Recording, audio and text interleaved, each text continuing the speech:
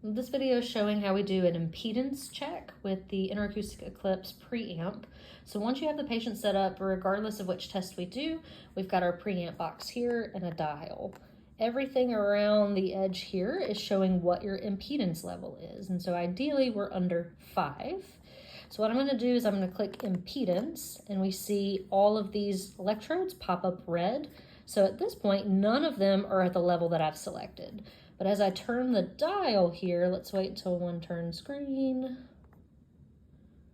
about right there. So the right electrode, or wherever that is set up, is now green, so the impedance of that is 5. So again, once the dial turns to a point where it turns green, then we're good. So I'm going to keep turning the dial to check the other impedances. Oh, now the ground and the vertex. If I back off a little bit, ground is looking a little bit closer to, what is that, about 7.5, 8.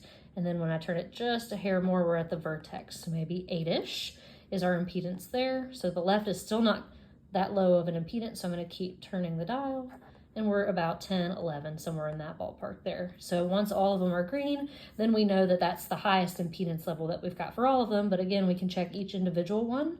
And so I'm going to roll them back down. So if it's red, we're not that impedance level. So you just keep rolling it up to see where your impedance is for each of them. Remember, the goal is that everything's under 5, if at all possible, or get it as low as you can. Once we are done with impedance checking here, you want to make sure to click the impedance button off so that we can record our tracings. If you don't turn that button off, it will not let you record.